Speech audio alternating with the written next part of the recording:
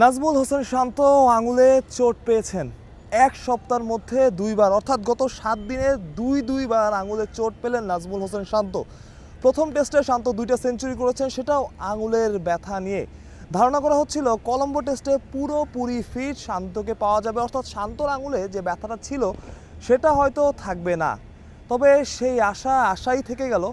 প্রথম দিন কলম্বোতে অনুশীলনে এসে স্লিপে ক্যাচ প্র্যাকটিস করছিলেন শান্ত, সেখানেই আসলে আঙুলে চোট পান। অর্থাৎ মাঠে দুর্দান্ত শান্ত, মাঠের বাইরে কিন্তু খুব একটা ভালো সময় পার করছেন না।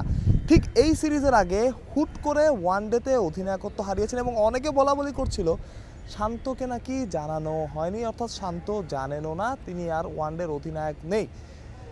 সে আলোচনা শেষ না হতেই একটা সিরিজে বাংলাদেশ এসেছে, নতুন একটা সিরিজ খেলতে বাংলাদেশ দল শ্রীলঙ্কায়। সেই সিরিজে প্রথম টেস্টে শান্ত 2টা সেঞ্চুরি করলেন। তবে তার আগে আঙুলে শান্ত ব্যথা পেয়েছেন, যে ব্যথাটা আমাদের শঙ্কা তৈরি করেছিল। তবে শান্ত ওই টেস্টটা ঠিকঠাকই খেলেছেন এবং আঙুলে ব্যথা নিয়ে খেলেছেন, 2টা সেঞ্চুরি করেছেন, যে সেঞ্চুরিগুলো তার দরকার ছিল।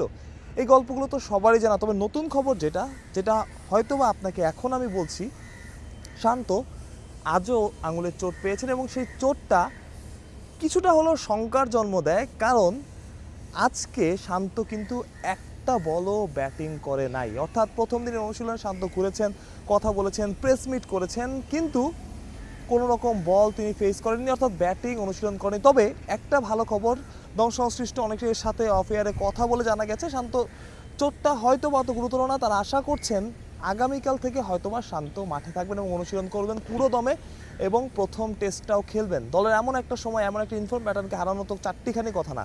টেনশন তো আসলে প্রয়োজনই, টেনশন তো আসলে হওয়ার দরকারই সবারই যারা দলটাকে নিয়ে চিন্তা করে।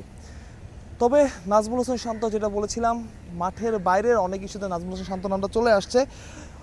কালকে থেকেই একটা খবর ঘুরে বেড়াচ্ছে নাজমুল হোসেন শান্ত নাকি টেস্টের ক্যাপ্টেন্সিটাও ছাড়তে পারেন। যদিও শান্তকে জিজ্ঞেস করা হয়েছিল আজকের প্রেস কনফারেন্সে, শান্ত বলেছেন টেস্টের আগে আমার আলোচনা না হওয়াই ভালো। তবে ক্যাপ্টেন যখন ক্যাপ্টেন্সি ছাড়তে চান বা এই আলোচনাটা যখন চলে আসে, তখন সেই আলোচনা থেকে আসলে বাইরে থাকাও কঠিন এবং দলকে বাইরে রাখাও কঠিন।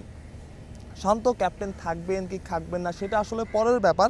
তবে শান্তর ওপর অনেক কিছু ডিপেন্ড করছে। শান্তকে ওয়ানডে থেকে সরিয়ে দেওয়া হয়েছে, শান্ত জানেননি টি-20 ক্যাপ্টেন্সি নিজের ইচ্ছায় ছেড়েছেন, যতটুকু আমরা জানি।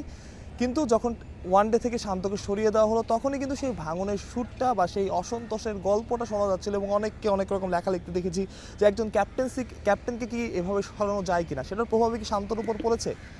তবে শান্তর উপর পড়লেও শান্ত এতটাই প্রফেশনাল যে শান্ত মাঠে সেই প্রভাবটা দেখতে দেননি বা আমাদের বুঝতে দেননি। পরে আরেকটা টেস্ট আশা করছি নাজমুল হোসেন শান্ত দ্রুতই সেরে উঠবেন এবং দ্বিতীয় টেস্টে মাঠে নামবেন এবং খারাপ কিছু হবে না, শান্ত ক্যাপ্টেন্সিটাও কন্টিনিউ করবেন, যদিও সেই সম্ভাবনা খুব একটা পাওয়া যাচ্ছে না। কলম্বো থেকে মাহফুজ প্রত্যয়, বিডি ক্রিক টাইম।